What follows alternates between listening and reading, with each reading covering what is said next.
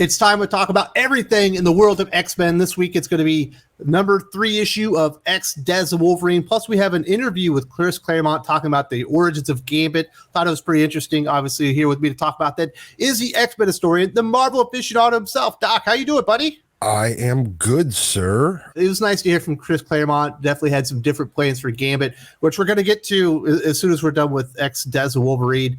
It's not exactly what you thought, Doc. This is not the Wolverine from that one life, or is it? It turns out maybe she was the one that killed him.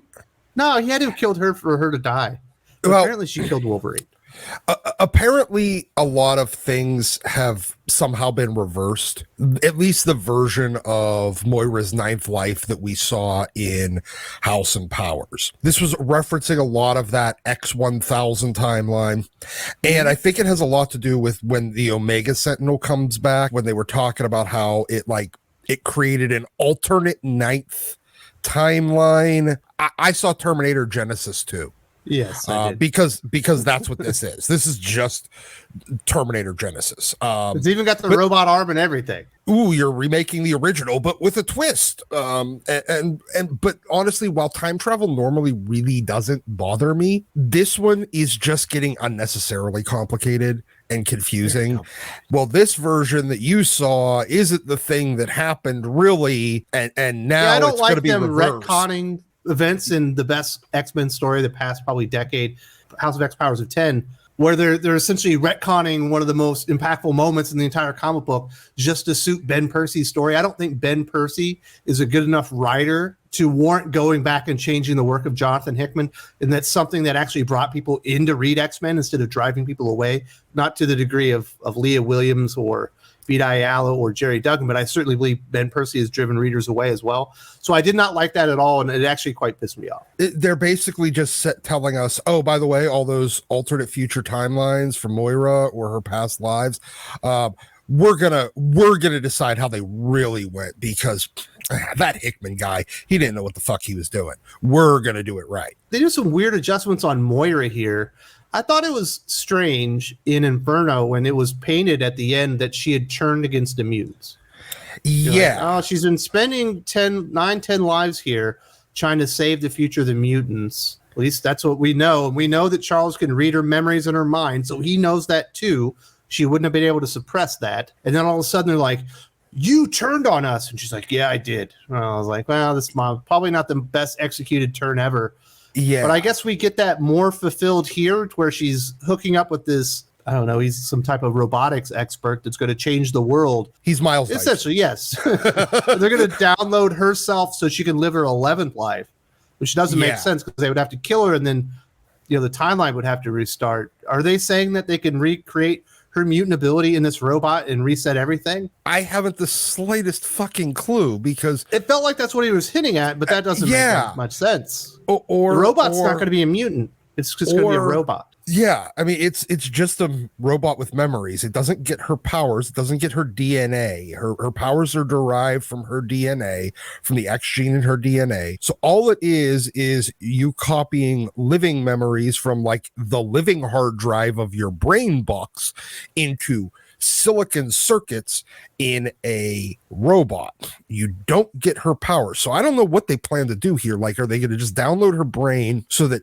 the robot her can continue living her 10th life, and then if but she it says dies, 11th life. I need my 11th life. Well, that's what I'm thinking. Like, okay, she's going to see how, if that reality actually even continues beyond her death and only she restarts. Because I remember she doesn't restart because she lost her ability. She had it taken away by that magic gun. Yeah, the forge gun that he used on Rogue, and he tried to use on Rogue and ended up using on Storm back in the day. I know, but I'm so confused. I don't understand what the actual story here is, and there hasn't been any. I don't even think Ben Percy knows exactly what the mechanics of what he's trying to do here. I think this was supposed to be the big swerve when we were like the aha moment. We're like, oh, this Wolverine that's set back in time that has the phalanx qualities to his uniform. He's not the bad guy. She's the bad guy.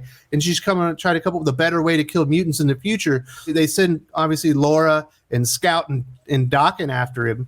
And then he starts explaining to them. They're like, Dad, like, there's something But here, but I just think it's beyond Ben Percy's capability to execute it at such a level that it would need to be, because it is a very, very complex story. This is something that Jonathan Hickman needed to tell. Yeah, it really is. And I mean, I think this is pretty clear that, once again, Ben Percy got Jonathan Hickman's notes and decided to basically try to write the story, but it's like, a kindergartner trying to, like, a story outline from like fucking Shakespeare and make it sound like Shakespeare. And right now I have no idea what Moira's motivations are, like, at all. So she's suddenly not on Xavier and the mutant side again. She's out to destroy the mutants. This chick changes sides more times than a bi girl at an orgy. Nobody knows what her motivation is, so whatever. I'm still not completely clear what the tie between the 10 lives and deaths. It's clear that Logan has got the cerebral helmet and he's back in time, but is that the connection? Because that's pretty loose. I think this is the story right here, Doc, that they should have told. They should have scrapped the 10 lives and got this story the best that they could. And perhaps that would be really good. But because he was wasting time on this other inferior story that makes no sense, it's just the greatest hits of Wolverine, but really, really stupid, then I think that this story here has lost momentum and the potential of what it probably could have been if it was explained and executed at a higher level. He aimed for telling two separate stories that he was somehow going to connect. We're 6 issues into 10 issues. We haven't the slightest fucking clue how these two stories connect. He should have just focused on one. I mean, look, take the one from the notes from the guy that's a lot smarter than you, make a really good story, put all of your effort into it, then maybe you'll get one good story out of this, because Deaths has been significantly better than Lives, but it's also kind of gone downhill with each issue. It started really high. It's down to a mediocre, middle ground comic right now. But compared to a lot of the other X books, it's still significantly better. It's like he decided he wanted to combine the Terminator movie franchise with Age of Apocalypse, Days of Future Past, as well as House of X Powers of 10, and mix them all into like one comic book and say, this is the best Wolverine story ever. And I think he's missed the mark by about 15 miles. So that's my take on that. We did get this cool interview with Adventures in Poor Taste. They're talking to Chris Claremont, obviously the greatest X-Men writer of all time, perhaps the greatest comic writer of all time. There's room for debate for that. And he goes in and he's talking about the origins of Gambit. I personally found this thing riveting. Apparently, the original Gambit was supposed to be a clone of Mr. Sinister, who was growing up with Scott in an orphanage, and he was already super smart, but he was aging slower, and he ended up creating this Gambit character to infiltrate, in the original concept, to infiltrate the X-Men and kind of turn Kitty Pryde. What do you think about this?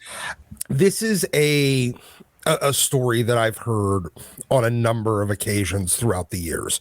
I've always been a big fan of, kind of there was this old thread. It was Claremont's abandoned plot points. This is one that I've heard a few times, and he even did a little tiny bit of this back, I guess it would be about 15, 18 years ago now, when he did the X-Men The End, trilogy of 6-issue miniseries. He kind of hinted at a lot of his original plans for Gambit. That always intrigued me a lot more. It would make more sense as to why Gambit was part of that Marauders team that killed the Morlocks, that were hired by Sinister to kill the Morlocks. It would make more sense why he just kind of randomly showed up, why he immediately had chemistry with both Storm in a more platonic way and Rogue in a very kind of romantic way. Storm being their leader, Rogue being kind of probably one of their most powerful members. Now, I never did get to see him really interact much with Kitty.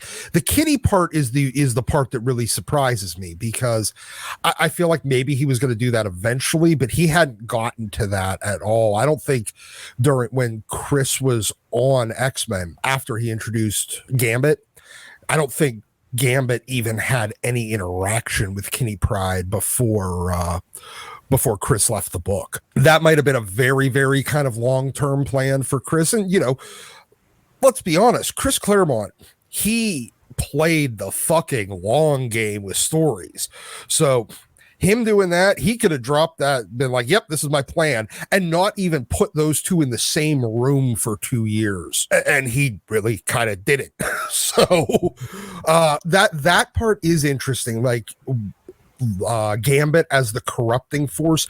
We also got hints of that after Chris left the book, and Bishop was introduced with the potential for Gambit to be quote unquote the witness that was the last one to see the X-Men alive, and nobody knows whatever happened to them in Bishop's future. There is a lot this would have fit, but instead they just made Gambit some, just a regular kid of a a member of the Thieves Guild. I think the animated series probably ruined any plans to do anything more deep with the character. Once he was established in the animated universe, everyone that kind of defined who the character was. Same thing with TMNT, you know what I mean? Yeah, it kind of did. Now, the Sinister part is another part that I've also heard many stories of over the years, with Sinister actually being a kid, and the Mr. Sinister, guy that looks like Mr. Sinister, just being an avatar that he kind of mentally controls. I never really liked that idea. That's one that I feel like, okay, Chris, I'm glad you never got to do that one. I think Mr. Sinister as like just a puppet of a 200-year-old child that still looks like he's 8 would have been kind of weird. At the same time, if there's anybody to do that story and make it work, I'm pretty sure it is Chris Claremont. Obviously, they go into a bit more. It's mostly Gambit and Storm centric as far as the interview. Was there anything else that kind of stood out to you that you thought was interesting and wanted to highlight before we wrap this up? The way that he had that so planned out with where he wanted to go, with the connections between Sinister, Gambit, influencing Storm, basically being the corrupting force on Kitty. I always knew that Chris saw Kitty as like the end game of mutants. She would be the one to eventually make Xavier's dream come true. Not really prophesized, but foreshadowed to be that character. Being the youngest member of the X-Men, the one without the most obvious offensive capabilities, but at the same time the one that got put into so many of these conflicts, that saw the ugliness of the, I guess you could say, racism or speciesism between mutants and humans. Bigotry. Yeah, the bigotry. She was the one that would help the mutant and the humans kind of rise above that. And I am sad that we never really got to see more of Chris handling that. And I really would have liked to see how he would have handled a corrupting influence on her, and whether or not Kitty would have come out of it unfazed or undamaged. Very interesting stuff. There's a link in the video description to the full interview if you want to hear what Chris Claremont had to say. He had a lot of details to go on. We weren't able to get on to all of them, so I thought that was exciting. I really appreciate this. I'll recommend 10 Deaths of Wolverine #3, but this is a mid recommend. You know what I mean? This isn't be saying this is a must read, because it's not. This book is an example of there was two moments in this book that really kind of showed me how mediocre it is. One is Ben Percy finally realizing a haircut and a dye job won't fool facial recognition, and him kind of admitting it halfway through this, but at the same time having a CIA agent announce that she's a CIA agent operating on American soil loudly and publicly. So yeah, Ben Percy realizing he's not that smart on one thing, and then making another huge dumb blunder that everybody should know not to do next. If you're interested in some more information on Chris Claremont and his career, we actually did this comic book career retrospective not that long ago. Really go into the things that Chris accomplished, not only on X-Men, but the rest of his Marvel Comics career. He had some really great runs. Specifically,